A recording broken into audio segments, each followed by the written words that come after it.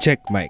Halo semuanya, selamat datang di Sound Smokers, channel bapak-bapak dan ibu-ibu semua yang ada di sini. Jangan ganggu ya. Cukup.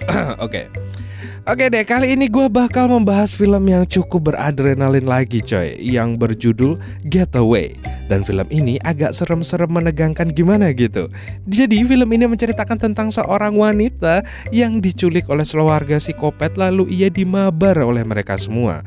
Tujuannya katanya agar wanita itu bisa masuk surga coy. Waduh. Yap, mereka adalah psikopat jalur sesat, betul sekali. Lalu apakah wanita ini bisa menyelamatkan dirinya atau justru ia ingin mabar terus? Walalala.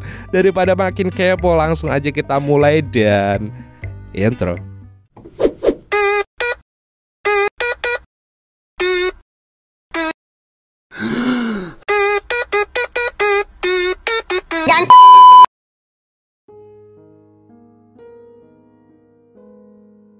Film ini diawali dengan memperlihatkan seorang wanita bernama Tamara yang sedang siap-siap untuk healing bersama teman-temannya. Bersamaan dengan itu terdengar suara radio sedang menyiarkan berita kejahatan yang akhir-akhir ini sering terjadi. Banyak sekali wanita diculik dan belum ditemukan hingga saat ini. Saat Tamara akan berangkat, tiba-tiba seorang polisi bernama Jerry menghampirinya. Sebenarnya Jerry ini sedang berusaha untuk mendapatkan hati dan bonus-bonus dari Tamara. Ia membawa kopi untuk Tamara sambil membicarakan rencana kencan yang mereka selanjutnya. Tampaknya Tamara kurang tertarik. Dia meminta Murph untuk mengatakan pada Jerry bahwa dia akan healing bersama teman-temannya. Sebelum sampai tujuan, Tamara menghubungi temannya yang udah sampai duluan. Mereka bernama Brooke dan Maddie.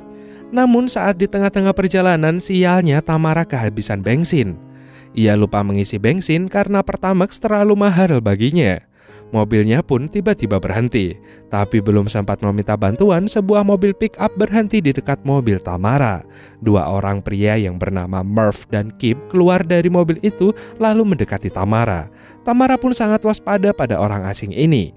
Namun meskipun terlihat aneh, ternyata mereka berdua begitu baik, bahkan memberikan sebagian bensinnya kepada Tamara.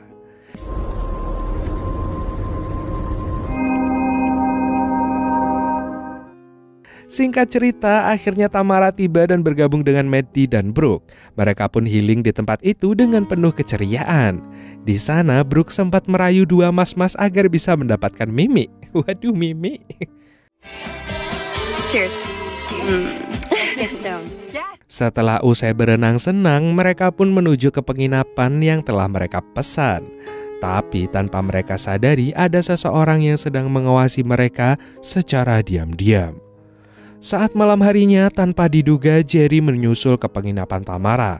Padahal sebelumnya Tamara tidak memberitahu di mana ia dan teman-temannya akan healing.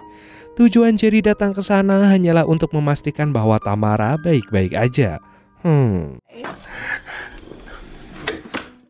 Saat malam semakin larut, mereka bertiga sepakat untuk jedak-jeduk bersama di sebuah klub. Setibanya di sana, mereka langsung memesan segelas ciu lalu berjoget lepas mengikuti musik yang ada. Gak lama kemudian ada dua orang misterius yang datang ke tempat yang sama.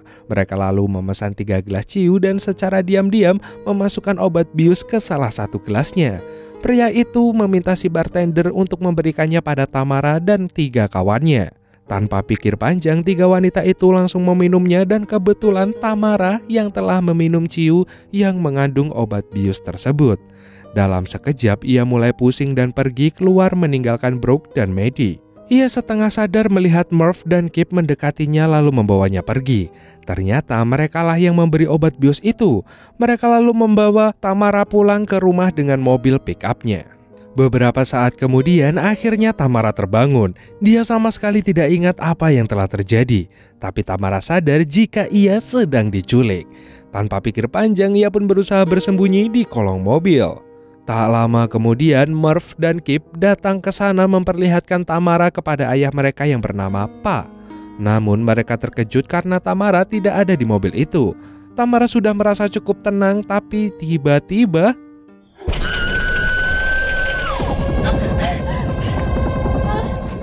Tamara berusaha melarikan diri tapi usahanya sia-sia. Setelah berhasil menangkapnya, mereka lalu mengikat Tamara di sebuah gudang. Pa mengatakan kepada Tamara bahwa hal yang mereka lakukan ini adalah suatu kewajiban keluarga, yaitu membawa gadis-gadis untuk membantunya bisa masuk surga.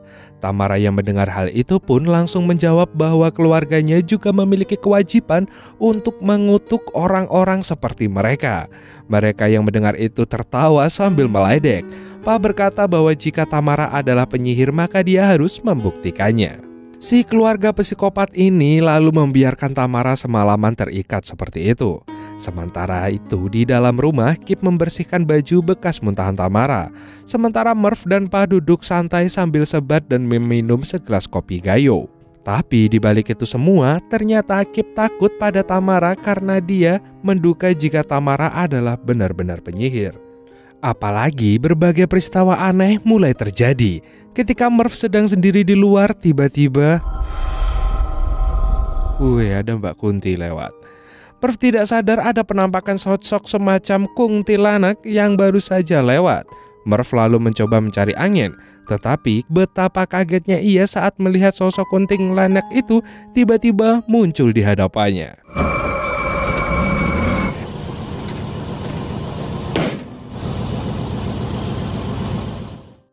Saat sudah tengah malam, Pa segera melakukan ritual anehnya. Dia membuka sebuah kotak yang berisi rambut asli wanita.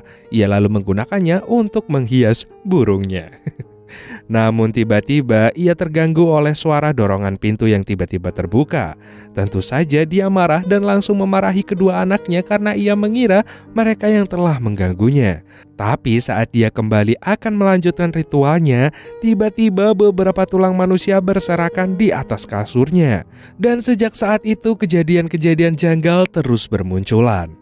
Pa dan Murph mencoba melihat kondisi Tamara, tapi ikatan Tamara sangat kuat sehingga nggak mungkin dia bisa melepaskan diri untuk melakukan teror-teror itu. Dan Tamara tiba-tiba tersenyum setelah mendengar pengakuan teror yang dialami oleh mereka. Setelah Pa kembali pulang, tidak lama kemudian secara diam-diam Kip datang menemui Tamara. Kip datang hanya untuk memastikan bahwa Tamara bukan penyihir asli. Tamara pun mengaku bahwa dia bukanlah seorang penyihir. Dan setelah itu Kip bercerita kepada Tamara bahwa keluarganya ini selalu menculik wanita untuk disekap, disiksa, dan dijadikan mbak-mbak open OB tanpa dibayar lalu dihabisi.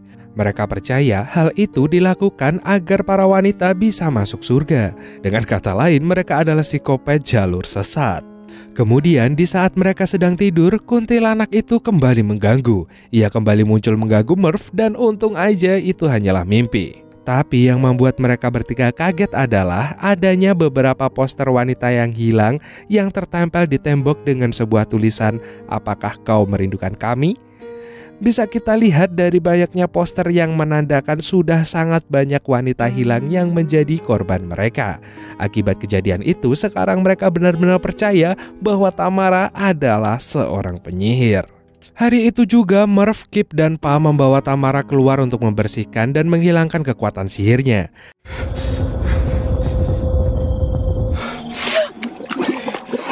Setelah beberapa kali dicelupkan ke dalam air, akhirnya Tamara pun mengikuti mantra yang diucapkan Pa. Sementara itu, di tempat lain, Jerry menerima pesan suara Tamara yang sempat meminta pertolongan. Tanpa pikir panjang, ia pun bergegas mencari Tamara.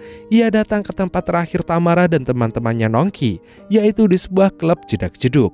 Di sana, Jerry mendapatkan informasi dari si bartender bahwa pernah ada 2 orang pria misterius yang sempat membelikan 3 orang wanita minuman. Mendapat informasi itu, Jerry pun langsung mencari siapa pria yang dimaksud. Kita kembali ke Tamara.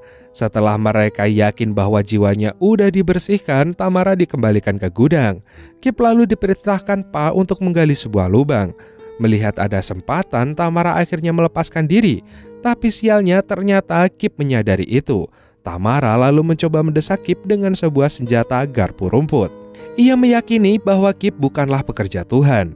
Ia hanya seorang budak setan yang dimanfaatkan oleh ayahnya. Sepertinya Kip memang anak yang polos. Mendengar hal itu, Kip tidak bisa menerima kenyataan dan memilih untuk membuktikan bahwa dia adalah seorang malaikat dan bisa segera masuk surga dengan cara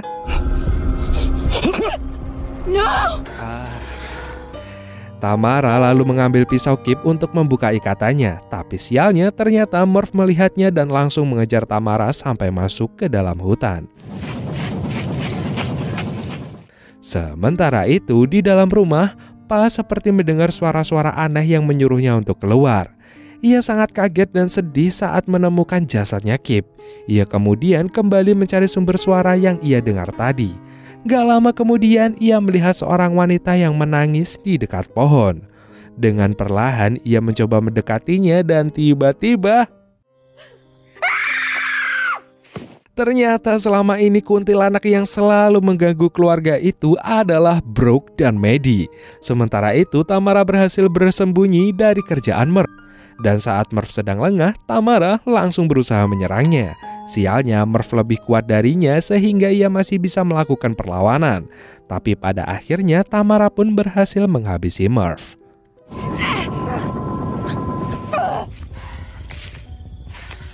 Setelah keduanya berhasil dilumpuhkan, Tamara, Maddie, dan Brooke mengikat mereka di salib dan mulut mereka disumpal menggunakan cancut wangi-wangi mereka.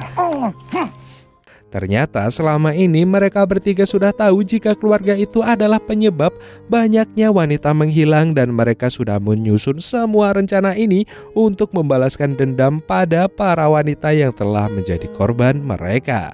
Kemudian mereka memulai sebuah permainan yang mereka beri nama 16 Malaikat. 16 adalah jumlah para korban wanita yang telah mereka culik. Dalam 16 detik mereka akan menjauh dari tempat itu dan dalam 16 detik itu juga mereka diberi kesempatan untuk melepas ikatan lalu kabur. Waktu pun mulai dan tentu saja tidak mungkin waktu 16 detik akan cukup. Keduanya pun harus berakhir COD dengan malaikat karena ditembak oleh 3 wanita itu. Dan gak lama kemudian Jerry sampai di sana untuk menolong Tamara. Beberapa hari telah berlalu dan terlihat Tamara dan Maddie sedang di kamar sambil mainan laptopnya. Gak lama kemudian mereka menerima email dari Brooke, yaitu sebuah poster wanita yang baru saja hilang semalam. Keduanya pun tertawa sambil berkata perjalanan para gadis dan filmnya pun selesai. Iya, ending yang sangat-sangat membingungkan. Sebenarnya siapa mereka ini coy? Gue penasaran. Kok kayak seakan kalau ada gadis yang hilang mereka mendapat panggilan tugas gitu. Waduh, kayak superhero tapi mereka lawannya psikopat, anjir. Tapi yang jelas dari film ini kita bisa belajar bahwa saya mau diajak belajar oleh mereka bertiga. Oke dan sekian dulu dari Emon. Terima kasih buat kalian yang udah nonton video ini sampai akhir. See you next time dan dadah.